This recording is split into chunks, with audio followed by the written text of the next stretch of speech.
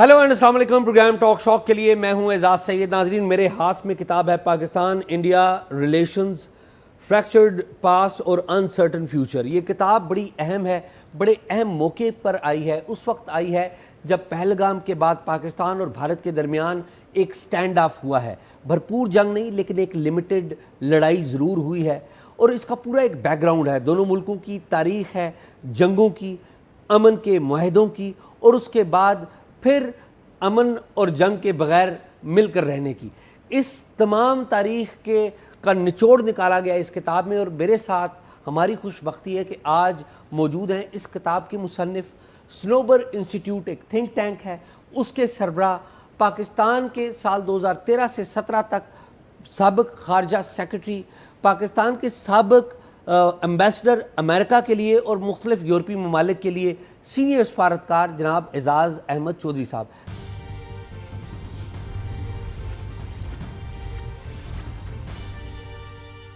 एजाज़ साहब, बहुत शुक्रिया आपका। जी बहुत शुक्रिया एजाज़ साहब, thank you for having me. ये बताइए एजाज़ साहब कि आपकी ये जो किताब है एक ऐसे मौके के ऊपर आई है कि पाकिस्तान और भारत एक दूसरे के सामने खड़े हैं।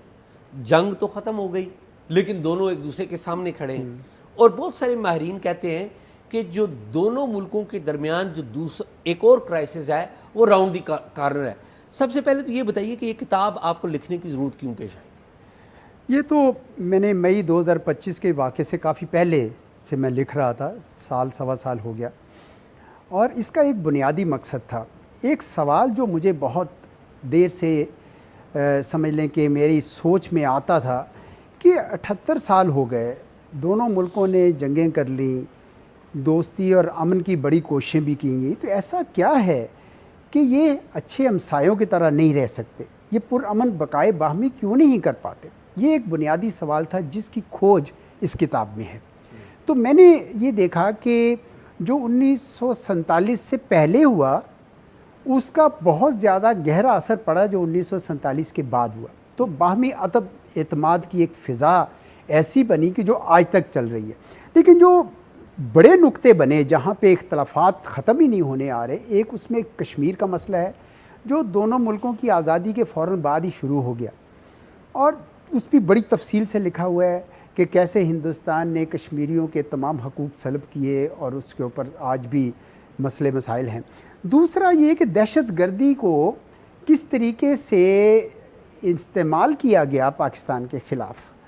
ये 9/11 की जब एनवायरनमेंट बनी तो हिंदुस्तान ने देखा कि प्रेसिडेंट बुश ने जिसको रेडिकल इस्लाम कहा, उन्होंने कहा कि अच्छा जी, हमें भी फिर पाकिस्तान की तरफ से जो दहशत गर्दी है वो असल में इस्लामी दहशत गर्दी है, तो चुनांचे हमें दुनिया की हमदर्दियाँ समेटनी चाहिए।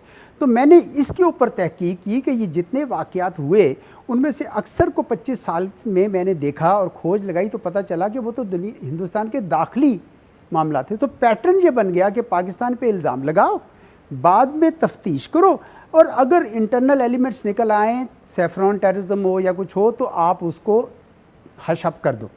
तो ये भी मैंने ज़रा इसके अंदर वाजे किया कि इसको पॉलिटिकली वेपन के तौर पर इस्तेमाल किया गया है क्रॉस बॉर्डर टेररिज्म के नाम पर। तीसरी जो चीज़, जो सबसे बड़ी चीज़ निकली वो ये थी कि हिंदुस्तान जो अपने इलाके में बालादस्ती की एक ख्वाहिश रखता है, वो कहता है कि हम बड़ा मुल्क हैं, वो इस पूरे एक हिंदुस्तान को एक अखंड भारत बनाना चाहते हैं। वो तारीख़ में कभी अखंड भारत रहा नहीं।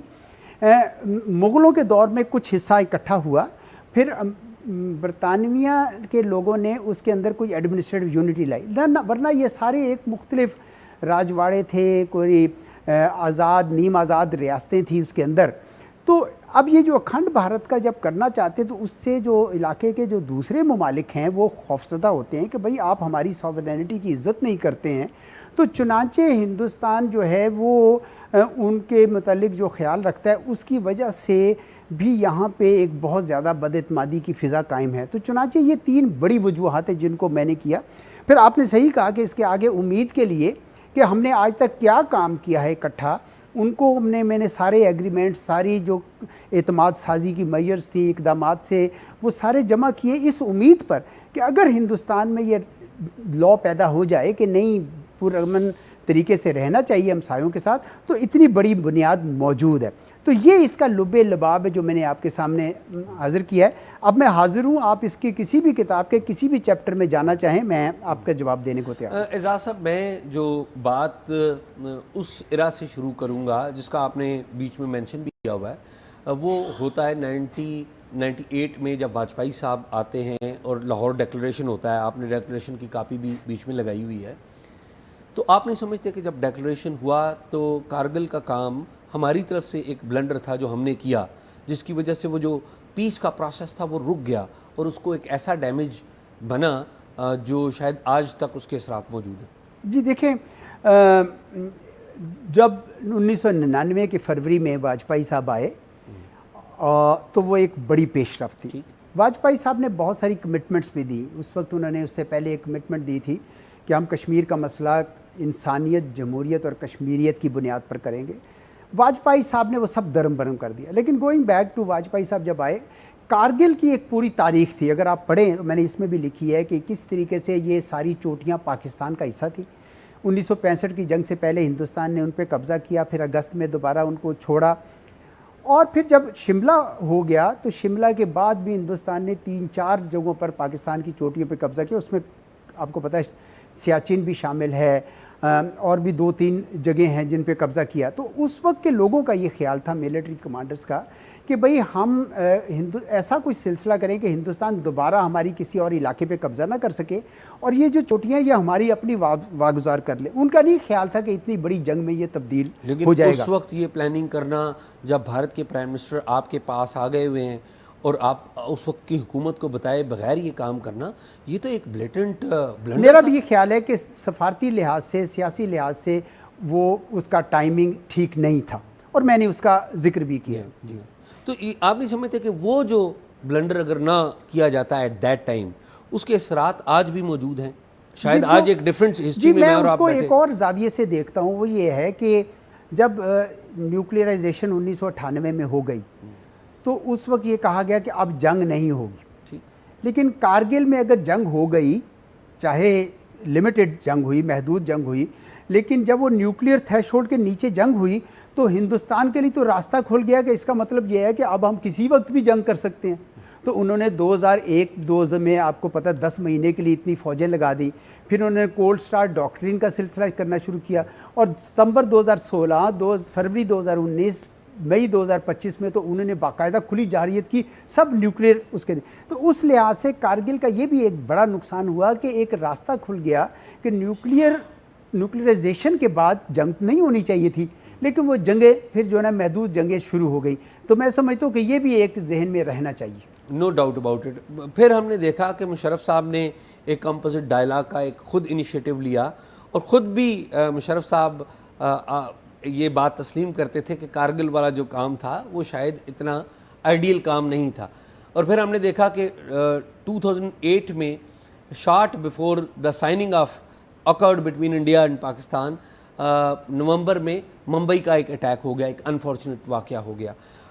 सारी चीज़ों को आप देखते रहे हैं, ज़रा पाकिस्तान के अमेरिका में भी एम्बेसडर रहे, तो उस एंगल से भी चीज़ों को जानते हैं।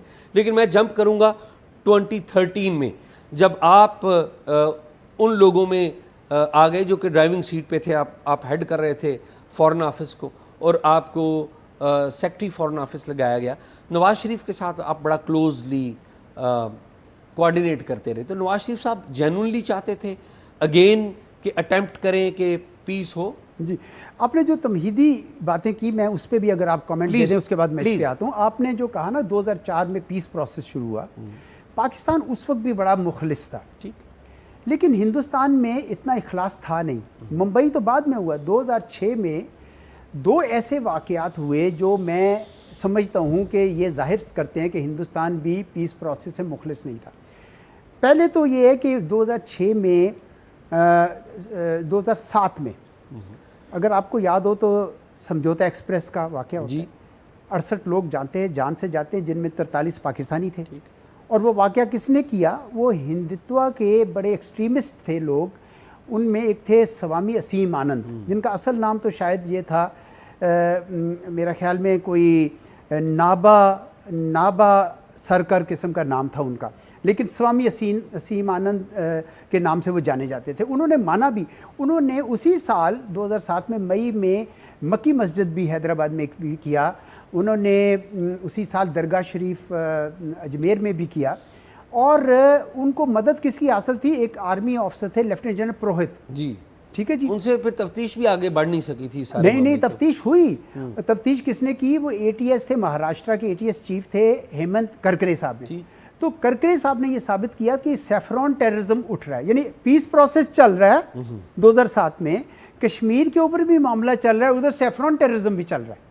और पाकिस्तान की आप रेस्टोरेंट देखें कि पाकिस्तान ने उसके ऊपर इतना ज़्यादा नहीं उठाया, ये सिर्फ मुंबई की बात करते हैं जिसके ऊपर भी बहुत ज़्यादा सवालात उठाए जाते हैं, लेकिन ये सिलसिला उस वक्त भी चल रहा था।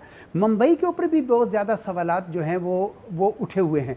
एक और वाक़या 2006 में हुआ था कि यहाँ पे एक इंडिया के हाई कमीशन था, उसमें एक साहब थे जो अंडर कवर थे पोस्टिंग पे, उन्होंने BLA वालों को पैसे देने थे, जो कलदम तंजीम है BLA, उनको देने थे। तो उन्होंने 2006 में अच्छा, उन्होंने चक्री में बुलाया उनको। अच्छा, एक हिंदुस्तानी सफारतकार ने चक्री में BLA के लोगों को बुलाया, ये पिंडी में चक्री? जी। अच्छा। और खुद इन्होंने इजाज़त ली फॉरेन ऑफिस के कि मुझे बाय रोड इंडिया जाना है, और वो मोटरवे के जरिए चक्री पहुंच गए। ठीक। जब वो पहुंचे, वो उनके पास 5 सिमें थी, उनमें से एक सिम UK की थी, उसके ऊपर उन्होंने फर्जी नाम से उनको बुलाया था। जब वो पैसे दे रहे थे, हमारे लोग फॉलो कर रहे थे, उन्होंने रेड हैंडेड पकड़ लिया।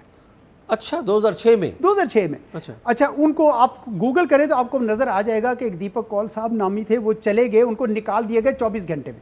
वजह ये थी हमारे सेक्रेटरी साहब ने फ़ोन पे कहा हमारे सदर साहब को कि जनाब ये हुआ है। तो उन्होंने कहा कि यूँ करें कि इसको तो निकाल दें, लेकिन इसको उछाले इसलिए नहीं क्योंकि पीस प्रोसेस चल रहा है। मैं सिर्फ साबित ये कर रहा हूँ कि हमने पूरे इखलास के साथ पीस प्रोसेस किया। अब मैं आ जाता हूँ 2013, 2014, 2015 में नवाज शरीफ साहब यकीनन हिंदुस्तान के साथ अमन के ख्वाहिशमंद थे और उन्होंने साबित किया।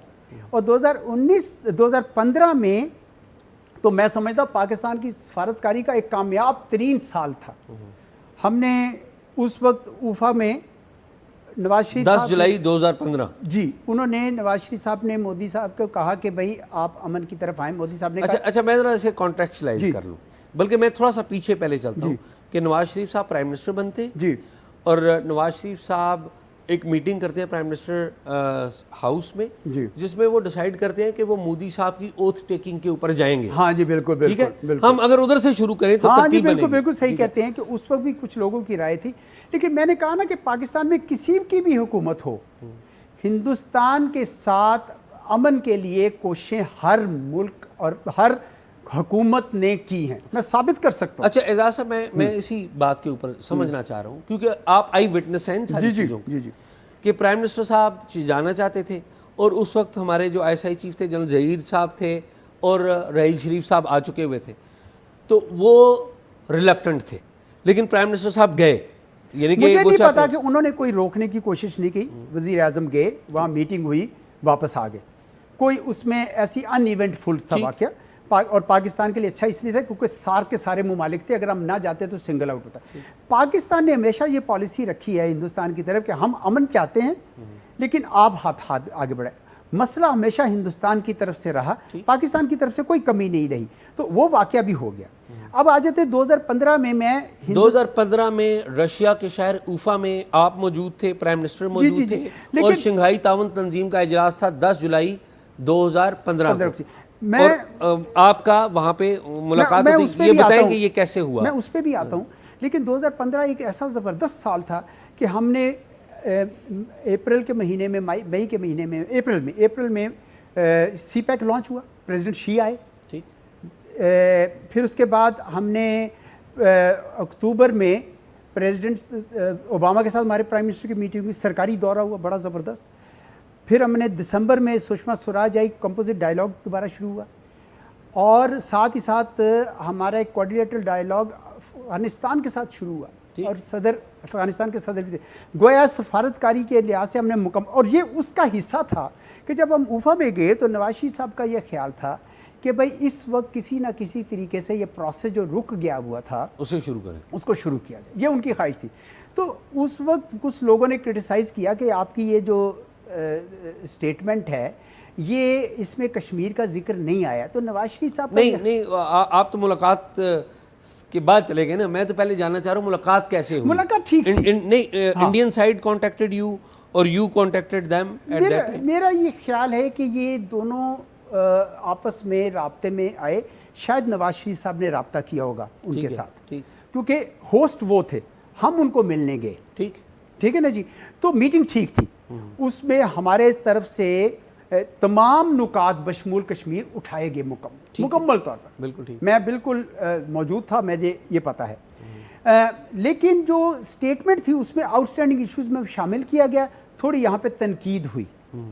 नवाज शरीफ साहब का नुक्ता नज़र ये था, और मैंने किताब में इसको लिखा है कि उनका नुक्ता नज़र ये था कि भाई लेट्स थिंक स्ट्रेटेजिक। ठीक, मैं टेक्निकल कंसेशन दे के मैं स्टार्ट कराना चाहता हूँ प्रोसेस। अगर प्रोसेस शुरू हो जाएगा तो पूरा एक सेगमेंट आ जाएगा कश्मीर के ऊपर, अगर नहीं होगा तो कुछ भी नहीं होगा। और उनकी बात 6 महीने के अंदर अंदर सच साबित हो गई। ठीक, क्योंकि जब कंप्रिहेंसिव डायलॉग शुरू हुआ दिसंबर में, तो पूरा का पूरा composite dialogue with all segments including a segment Kashmir में शुरू हो गया। तो आप ये कह रहे हैं कि नवाज शरीफ का एट दैट टाइम जो फैसला था मोदी साहब से मिलने का रशिया में, वो बिल्कुल दुरुस्त था? मेरे ख्याल में दुरुस्त था। वो एक स्ट्रेटेजिक डिसीजन था, एक टैक्टिकल रिट्रीट करके एक स्ट्रेटेजिक गेन किया, जो एक लीडर को करना चाहिए। अच्छा, अब ये तो एक आपने सफारतकारी की बात की, उस मीटिंग में ज़ाहिर आप मौजूद थे। जो मोदी साहब थे उनका जो बॉडी लैंग्वेज थी, जो बातचीत, जो स्मॉल टॉक जो होती है नवाज शरीफ साहब से हुई थी, तो वो कैसी थी? कुछ अगर मेमोरी अगर आप शेयर करें। देखिए, वो मोदी साहब शुरू में उनके अंदर, आपको पता है, वो बेसिकली आरएसएस ट्रेंड है। ठीक, उनका वो माइंडसेट तो बदल नहीं सकता, और बाद में जाहिर भी हो गया। लेकिन उनका ख्याल ये था कि शुरू में अगर मैं इन तमाम खित्ते के ममालिक को अपने परों के अंदर ले आऊँ तो चल जाएगा। तो वो पाकिस्तान ने एक गार्डेड अंदाज में रेसिप्रोकेट किया, मेरे ख्याल में गार्डेड अंदाज में। नवाज शरीफ साहब ने? अच्छा। क्योंकि उनका ख्याल था कि ठीक है, अगर अमन की राहें खुल जाएं, और पाकिस्तान की कोई सियासी जमात ऐसी नहीं है जो हिंदुस्तान के साथ अमन नहीं करती। हिंदुस्तान में ये नहीं आप कह सकते। हिंदुस्तान में नहीं है ऐसा। हिंदुस्तान में ऐसा नहीं। पाकिस्तान हर इलेक्शंस पे पाकिस्तान एक बहुत बड़ा एक इशू बनकर उभरता है। पाकिस्तान में ऐसा नहीं। तो उसका ये हिस्सा था, चुनाचे वहाँ पे कोशिश की गई, और मेरे ख्याल में वो कोशिश किसी हद तक कामयाब हुई। जब पठानकोट का वाकया हुआ, नहीं, हम वो तरतीब से अच्छा, हम वो एक टाइम लाइन के ऊपर चल रहे हैं। जरूर। अच्छा, तो आप कुछ रिकॉल करेंगे कि पहली मुलाकात मोदी साहब की, यानी कि ओथ टेकिंग में नवाज शरीफ गए हैं, उसके बाद उफा में पहली मुलाकात हो रही है, जो स्मॉल टॉक हुई। हाँ, क्योंकि जिससे बड़ा मंजरनामा तो स्मॉल टॉक से ही बनता है ना, कि कितने दोनों लीडर्स एक दूसरे। तो क्या स्मॉल टॉक? उसमें देखिए, स्मॉल टॉक तो नहीं थी, वो बड़ी संजीदा टॉक थी। उसमें हमारी तरफ से कहा गया कि भाई चीफ ऑब्स्टेकल जो है वो कश्मीर है। ठीक, इसको आप रिजॉल्व करें, ठीक, तो मामलात आगे चलेंगे। उनकी तरफ से ये कहा गया कि जी हमारे नज़दीक मुंबई जो है, इसके जो कल्प्रिट्स हैं इनको आप सज़ा दें तो आगे चलेगा। ये इसके ऊपर दोनों मुल्कों में नेचुरली इत्तेफाक राय नहीं था। ठीक, नवाज शरीफ साहब ने कहा कि जी आप भी तावन करें, हम भी तावन करते हैं, आगे चलते हैं। ठीक है जी। तो एक जनरलिटीज़ में बात थी, कोई स्पेसिफिसिटी में बात नहीं थी। ठीक है जी। और वही जब स्टेटमेंट भी आई तो उसमें भी तकरीबन यही चीज़ थी कि अभी इसके ऊपर आगे चलेंगे, नेशनल सिक्योरिटी एडवाइजर्स मिलेंगे। अजीत डोवल और पाकिस्तान के नासिर जंजुआ साहब थे एट दैट टाइम। वो मिले भी, वो बैंकॉक गए, मैं भी साथ था, जयशंकर साहब उस वक्त फॉरेन सेक्रेटरी थे, वो भी साथ गए। बिल्कुल ठीक। उस वक्त जाके हमने उनको कहा कि देखें आपने आगे बढ़ना है। उन्होंने कहा जी बढ़ना है। हमने कहा जी पिछली मरतबा कश्मीर का बीच में इशू नहीं था, हमें नुकसान हुआ उसका, क्योंकि माहौल ख़राब होता है। आप कश्मीर डालें और मुंबई नहीं डालें। उन्होंने कहा इस दफ़ा हम करें, हम करेंगे। उन्होंने वही किया। तो उससे कुछ थोड़ा सा जो उफा की स्टेटमेंट पे थोड़ा सा मसले थे वो ख़त्म हुए। अच्छा, ये बताइए कि जब आप बैंकॉक गए अजीत डोवल साहब से मिलने, वो भी अपने साथ अपनी टीम के साथ आए हुए थे, जयशंकर भी थे, तो अजीत डोवल जो उनकी फॉरेन पॉलिसी में, उनकी नेशनल सिक्योरिटी की पॉलिसी में एक बड़ा मरकज़ी किरदार है, पाकिस्तान में भी लोग उन्हें बहुत ज़्यादा जानते हैं, तो कैसा रवैया था अजीत डोवल साहब का? अजीत डोवल साहब अपने उसी खुश्क अंदाज में मिलते हैं। अच्छा, नो स्माइल, कम ही मिलते हैं। लेकिन नासिर जंजुआ साहब की मैं समझता हूँ कि बड़ी उस वक्त उन्होंने कामयाब सफारतकारी की। लीडर वो थे, मैं उनकी मदद कर रहा था, और उन्होंने किसी ना किसी तरीके से एक माहौल को अच्छा रखा। क्योंकि पाकिस्तान की हमेशा से ख्वाहिश रही है हमारे तमाम वफूद की कि अमन होना चाहिए। हमने किसी मौका पर भी ऐसा नहीं किया, तो उस वक्त भी माहौल उन्होंने अच्छा बना लिया और एक स्टेटमेंट अच्छी निकल आई। फिर 9 तारीख को, दिसंबर की 9 तारीख को सुषमा स्वराज साहिबा आई, उनकी वज़ीर ख़ारजा साहिबा, और फिर एक बड़ा अच्छा स्टेटमेंट आ गया कि अब हम कॉम्प्रिहेंसिव बायलैटरल, हिंदुस्तानियों ने कहा कि आप कंपोजिट डायलॉग ना रखें, इसका नाम बायलैटरल कॉम्प्रिहेंसिव डायलॉग कर दें। इनके सेगमेंट्स वही तमाम होंगे लेकिन इसका नाम, टाइटल चेंज, सेगमेंट्स भी हमने कहा कि फिर वही होंगे, नाम बेशक बदल ले। अच्छा, फिर तो गिव एंड टेक हो गया। ओके, फिर 25 दिसंबर 2015 आता है। जी जी। आप लाहौर में इत्तेफाक से आप गोल्फ खेलने की के जाने के लिए तैयारी कर रहे हैं। बिल्कुल सही। और आपको टीसी रघवान जो कि पाकिस्तान में थे, हाई कमिश्नर थे इंडिया के, वो फ़ोन करते हैं। तो फिर आगे क्या हुआ, ज़रा मैं चाह रहा हूँ कि उन्होंने मुझे फ़ोन किया, कहने लगे कि मुझे अभी पता चला है हमारी टीम से कि मोदी साहब काबुल में हैं और वो दिल्ली जाते वक्त पाकिस्तान में रुक रहे हैं और शायद उनकी नवाज शरीफ साहब से बात हो गई है। मैंने कहा भाई मुझे तो नहीं पता इस बात का। कहने लगे बहरहाल मैं गाड़ी में बैग रख के निकल रहा हूँ, लेकिन मेरा नहीं ख्याल मैं पहुँचूंगा क्योंकि जहाज़ पहले पहुँच जाएगा। क्योंकि ये इस्लामाबाद से जा रहे थे और आप लाहौर में इत्तेफाक से मैं तो इत्तेफाक छुट्टी थी ना, जी हाँ, 25 दिसंबर की, तो मैं अपना घर लाहौर गया हुआ था। ठीक है। तो मैंने मिलिट्री सेक्रेटरी को पूछा कि भाई ये बात सही है? उन्होंने कहा हाँ जी मैं पता करके बताता हूँ। कहते ये बात सही है, और नवाज शरीफ साहब ने कहा कि आप भी आ जाएं वहीं पे। मैं एयरपोर्ट आपको एयरपोर्ट पे बुलाया। मैं एयरपोर्ट पे पहुंच गया, तो वो जहाज़ आ गया, हेलीकॉप्टर्स में हम बैठ के चले गए रायविंड में, और जो हेलीकॉप्टर पे जो बैठे तो उन्होंने कहा। आप उस हेलीकॉप्टर में थे जिसमें प्राइम मिनिस्टर और वो थे, या दूसरे वाले? मैं दूसरे वाले में था, क्योंकि 3 हेलीकॉप्टर वहां पर गए थे ना। एक अजीत दोवल को लेके गए थे। मैं जिसमें था, जो अजीत दोवल साहब वज़ीर आज़म साहब तो उसमें थे, पहले वाले में। मैं दूसरे वाले में थे। मेरा ख्याल है कि वहाँ पे उनके सिक्योरिटी वालों ने शायद कहा उनको, मोदी साहब को, कि हम अमूमन सिक्योरिटी में दूसरों के हेलीकॉप्टर इस्तेमाल नहीं किए जाते, और वो भी पाकिस्तान का। लेकिन तो उन्होंने कर लिया। अच्छा। बल्कि उन्होंने ये ख्वाहिश जाहिर की मुझे लाहौर की सैर कराएं, तो उन्होंने ऊपर से एक चक्कर भी लगाया। हम तो पिछले वाले हेलीकॉप्टर पे, हमने कहा ये क्या हो रहा है, वो पूरा घूम के वहाँ से गए। अच्छा, मोदी साहब ने कहा कि मुझे लाहौर का चक्कर दिलाएं। जी जी। अच्छा, वेरी इंटरेस्टिंग। वो ऊपर से फिर होके वहाँ पे पहुँचे। जब वहाँ पे पहुँचे तो एक और मामला, मैं कह रहा हूँ जरा तरतीब से हम जी जी कि वहाँ पर उस वक्त मोदी साहब के साथ एक डेलीगेशन था पूरा, जी जी, जो कि लाहौर एयरपोर्ट पे था। और उस वक्त एक बड़ी कंट्रोवर्सी पाकिस्तानी मीडिया में फैलाई गई, ज़ाहिर चीज़ें लोगों को नहीं पता थी कि जी इनको वीज़ा के बगैर आपने आने दिया। तो वो क्या कंट्रोवर्सी थी? हमने एयरपोर्ट पे क्या बात ये है कि जब लीडर्स इस सतह पे मिलते हैं, वो तो एयरपोर्ट पे ही रहे ना, वो कोई लाहौर के कहीं और गए तो नहीं ना। जी जी। तो उन्होंने वहाँ इंतजार किया, उनको खाना शाना वहाँ पे खिला दिया गया। उतनी देर में ये हम मीटिंग करके आ भी गए। वो कोई ज़्यादा देर तो लगी नहीं, 20-25 मिनट में गए, 15 मिनट 20 मिनट में आगे, 45 मिनट की मीटिंग हुई, तो 2 घंटे में सारा ख़त्म हो गया सारा सिलसिला। तो इस वजह से वो, मेरा नहीं ख्याल कि वो कंट्रोवर्सी में कोई इतनी जान है। असल चीज़ यह कि पाकिस्तान की क़यादत ने एक बार फिर भरपूर कोशिश की कि किसी तरीके से अमन हो जाए। मैं वैसे ज़ाती तौर पे उसको कंट्रोवर्सी समझता नहीं हूँ, जी जी, लेकिन चूँकि एक बड़े लेवल पे बात हो रही थी और इतनी बड़ी चीज़ नहीं, बहुत सारी ऐसी कूतें पाकिस्तान में भी आपको पता है जो चाहती थी कि दोनों साइड, हमारे यहाँ भी है उधर भी।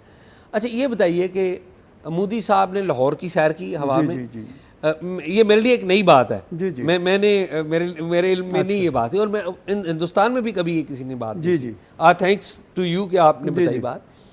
तो आप नवाज शरीफ साहब के घर उतरते हैं, हेलीकॉप्टर उतरते हैं, और आप चले जाते हैं। तो मैं जरा आंखों देखा हाल जानना चाहता हूँ, क्योंकि आपने लिखा हुआ है अपने वो मैंने असल में ये सारा सिलसिला तो डिप्लोमेटिक फुटप्रिंट्स में। जी हाँ, ये जो किताब अभी लिखी है इसमें कोई वाकयाती चीज नहीं है, ये तो आपने कोई एनेक्डोट लिखे हैं, ये एनालिसिस है। जी जी, ये एनालिसिस है कि क्या चीफ एम्बेडिमेंट्स हैं ताल्लुकात में और उनका क्या हल हो सकता है। असल में आपसे जो गुफ्तगू का मकसद ये है कि हम आपके जो तजर्बात हैं उनकी रोशनी में ये किताब लिखी गई है, जी जी, तो हम आपकी दोनों किताबों को प्रोजेक्ट करें, डिप्लोमेटिक फुटप्रिंट को भी और इस किताब को, ये जो कि बड़े टाइमली लिखी गई है और आज के हवाले से भी और फ्यूचर के हवाले से भी, क्योंकि उसमें तो आपने फ्यूचर नहीं बयान किया हुआ, ठीक है, और पहलगाम भी नहीं है, ये सारी चीज़ें नहीं है। तो आप फरमा रहे थे कि आप उधर पहुंचे, जब एयरपोर्ट पे उतरे, नवाज शरीफ साहब भी मियाँ साहब के घर उतरे, जी। नवाज शरीफ साहब, मोदी साहब घर पे उतरे, और उस दिन एक शादी की तकरीब भी थी, उनकी ग्रैंड डॉटर की शादी थी। तो लेकिन सीधे हम उनके जो लाउंज सा था उसमें चले गए, लाउंज कह लें, ड्राइंग रूम कह लें, तो उसमें बड़ी लिमिटेड मीटिंग थी नेचुरली। शहबाज शरीफ साहब भी थे, शहबाज शरीफ साहब भी थे जी, इसहाक डार साहब भी डार थे, साहब भी थे जी। जी हाँ। तो उधर तरफ, उस दूसरी तरफ अजीत डोभाल थे, जयशंकर थे, मेरा ख्याल उस वक्त राघवान भी शायद पहुंच गए थे या टुवर्ड्स द एंड पहुंच गए थे, वो भी मुझे पूरी तरह याद नहीं। तो उन्होंने पहले कहा कि आप कुछ ब्रीफिंग दीजिए। हमारे नवाज शरीफ साहब ने कहा कि क्या है, मैंने बता दिया कि जो जहाँ स्टेज है। उन्होंने, मोदी साहब ने कहा कि जयशंकर साहब को कि आप भी कुछ दीजिए, उन्होंने उसको एंडोर्स किया। दोनों ने एग्री किया कि अगले साल के शुरू में, जनवरी में, 15 जनवरी को फॉरेन सेक्रेटरी लेवल पे मीटिंग करके आगाज़ शुरू कर देंगे, ठीक, ये बातचीत का। ठीक, 15 जनवरी 2016 को शुरू हो जानी थी, 2000 शुरू हो जानी थी। और फिर उन्होंने कहा कि जी अच्छी बातें हैं, गुर्बत के मैदान में लड़ना चाहिए, एक दूसरे के साथ लड़ना नहीं चाहिए। ये मोदी साहब कह रहे हैं, मोदी साहब भी कह रहे हैं, हमारे लोग भी कह रहे हैं। जंग के वाले से उन्होंने एक खास सेंटेंस बोला था कि अब हम जंग को, वो तो आपको पता, जे को जीम बोलते हैं, जंग नहीं लगने देंगे या समथिंग लाइक दैट, जिसका मतलब ये था कि जंग नहीं होने देंगे। उन्होंने कहा था अब जंग को जंग लग गया है, हाँ, जंग लगा देंगे या लग जाएगा, ठीक है जी। और शहबाज शरीफ साहब ने कहा कि देखिए गुर्बत है दोनों मुल्कों में, उसके खिलाफ लड़ना चाहिए, आपस में नहीं लड़ना चाहिए।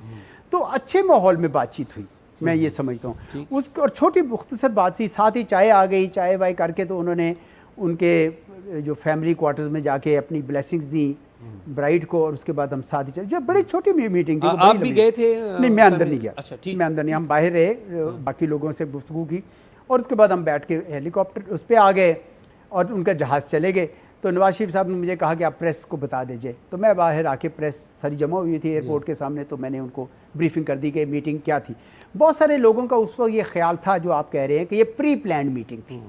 मेरी मालूमात के हिसाब से प्री प्लान नहीं थी, ये स्पॉन्टेनियस मीटिंग थी। ये तो मेरे ख्याल में मियाँ साहब का बर्थडे था, और काबुल से उन्होंने बर्थडे विशेष के लिए फ़ोन किया, पता चला कि शादी भी हो रही है, तो उन्होंने कहा मैं रुकता हूँ। उन्होंने बल्कि खुद ही ख्वाहिश जाहिर की कि मैं जा रहा हूँ, तो मैं होता जाता हूँ, ठीक है।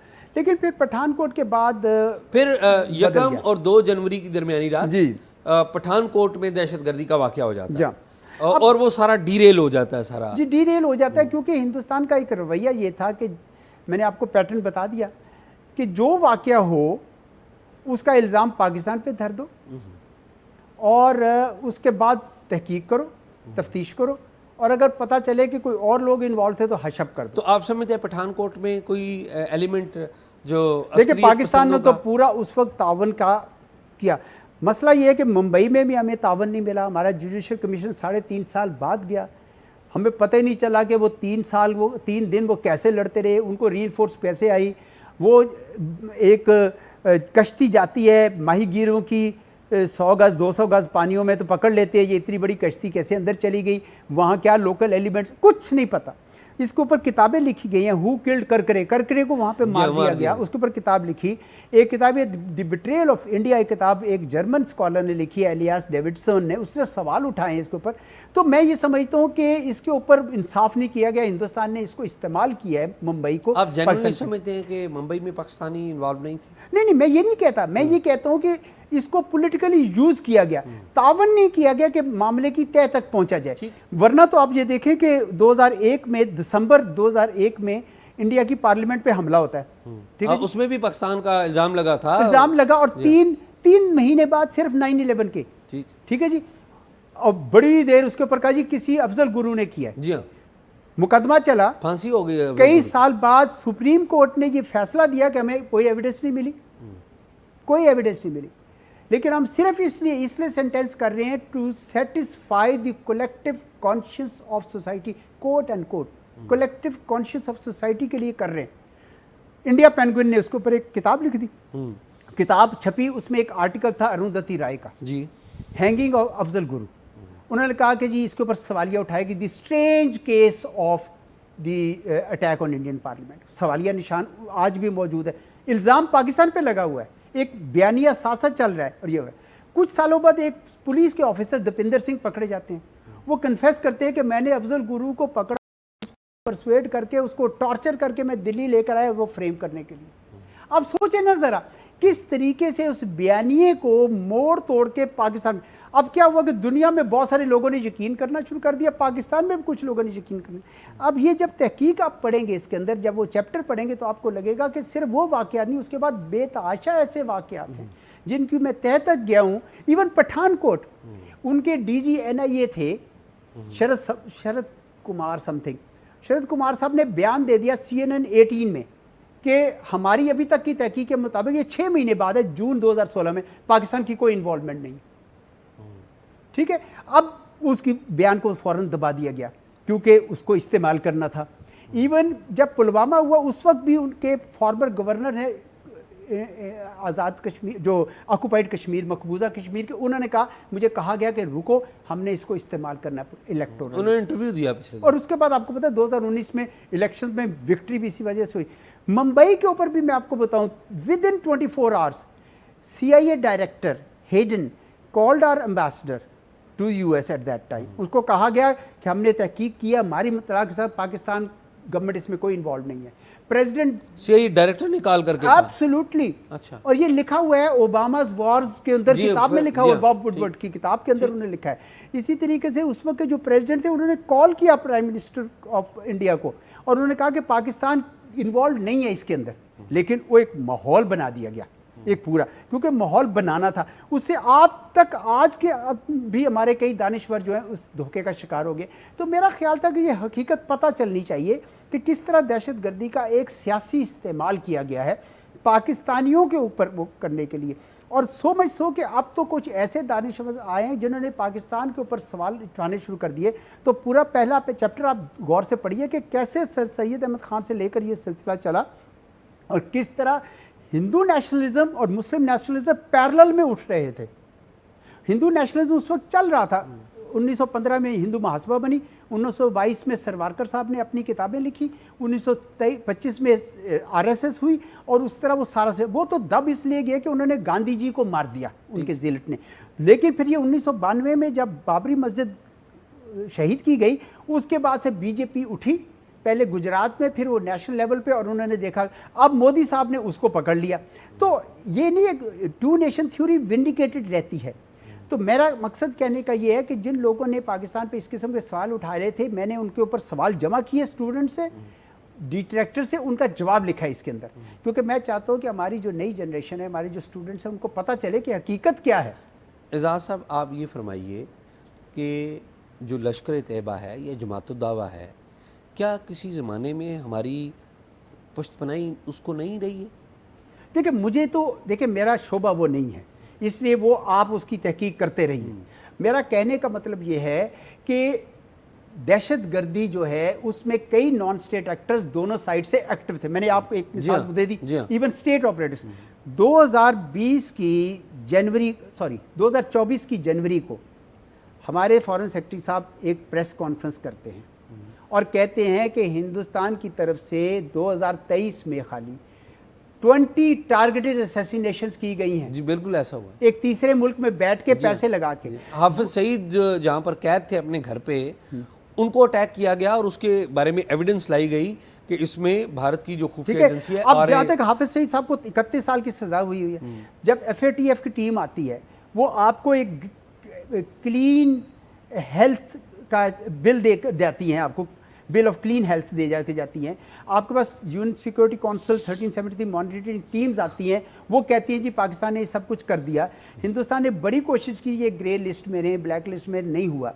तो आप मुझे बताएं कि ये कहाँ से ये सिलसिले शुरू हो जाते हैं और जो उनके वहाँ से सेफ्रॉन टेररिज्म है वो कहाँ चला गया अब सारा का सारा। तो डिट्रैक्टर्स मौजूद थे, मैंने कहने का, लेकिन फोकस और लाइमलाइट उन पे ला दी, इतनी लाई गई कि आप जैसे और मेरे जैसे भी शायद उसमें वर्गलाए गए कि शायद कहीं ऐसा तो नहीं है। ऐसा नहीं था सर, ऐसा नहीं था।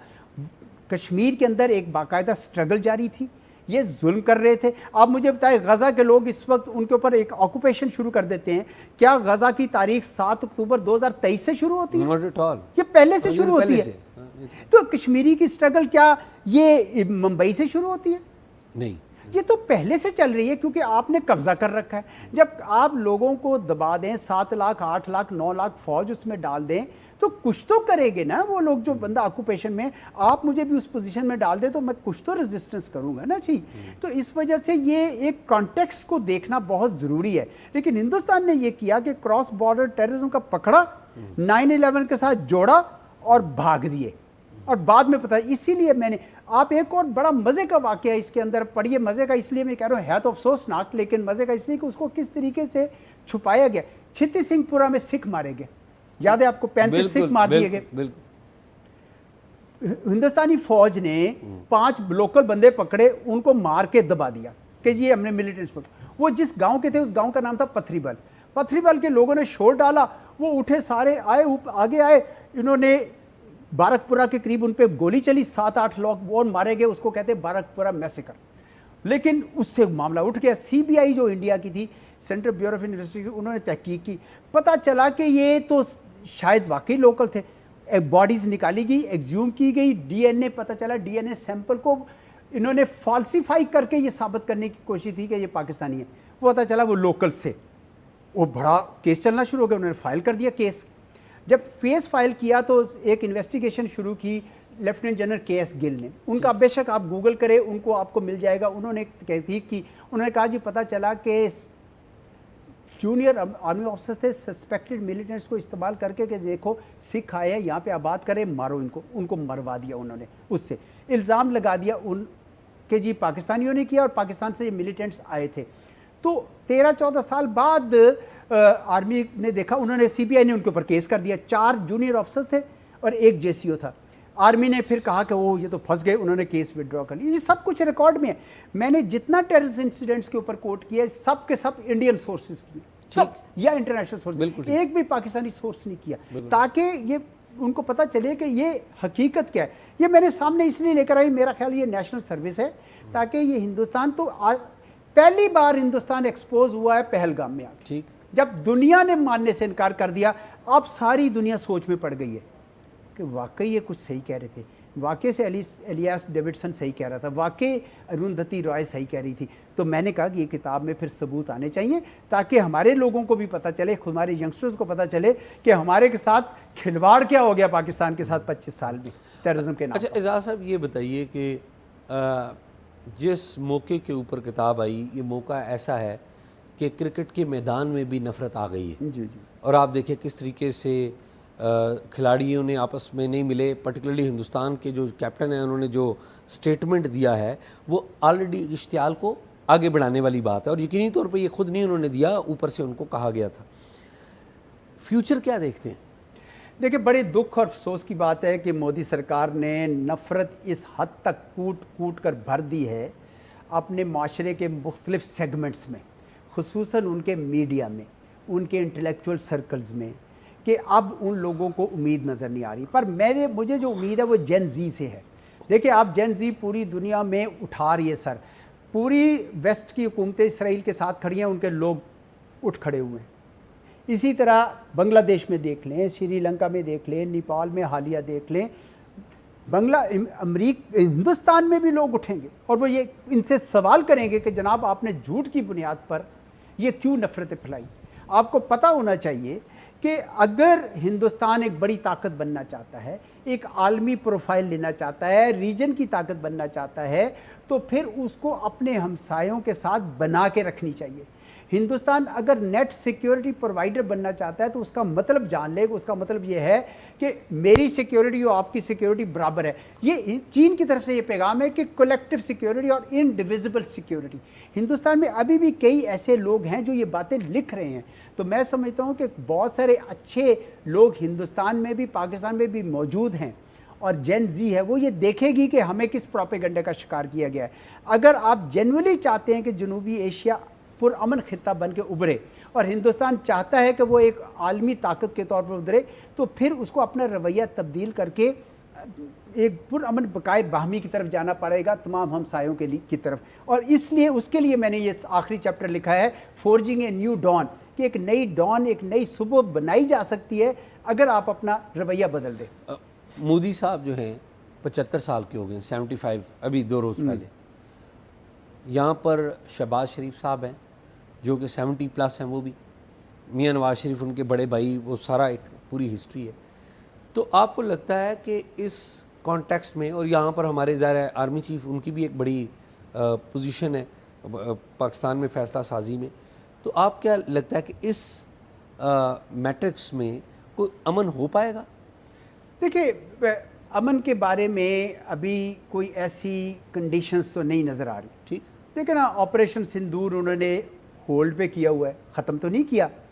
नफ़रतों के अंबार हैं, आप अभी इंडियन चैनल खोल लीजिए, कोई सा भी खोल लीजिए, आपको समझ आ जाएगी कि क्या हो रहा है। ठीक है ना जी। तो इस वजह से मुझे तो नहीं लगता कि अभी एकदम से कोई बहुत तब्दीली, जब तक मोदी सरकार है, नहीं रहेगी। देखिए, आरएसएस के इस साल 100 साल हो गए हैं, मोदी साहब के 75 साल हो गए। ठीक, ठीक है, ये जो फार्मूला था वो अभी तक तो नहीं चला। अगर कुछ हुआ है तो उन्होंने टू नेशन थ्योरी को विंडिकेट कर दिया, कायदे आज़म को विंडिकेट कर दिया। जिन्ना साहब ने जो पाकिस्तान बनाया था वो बिल्कुल सही बनाया था, वो सोच सबको समझ आ गई। अब बात यह है कि अगर कोई ऐसी गवर्नमेंट वहाँ पे आती है जो ये समझती है कि नहीं, अमन पाकिस्तान की बात ना करे, क्योंकि पाकिस्तान में कोई भी हुकूमत ऐसी अभी तक नहीं आई जिसने अपने मंशूर में ये लिखा होगा हिंदुस्तान के साथ हमने दोस्ती नहीं करनी। प्रॉब्लम यह है कि एक हाथ से तो दोस्ती नहीं होती ना, ताली तो दोनों हाथों से बजती। हिंदुस्तान का प्रॉब्लम है ये।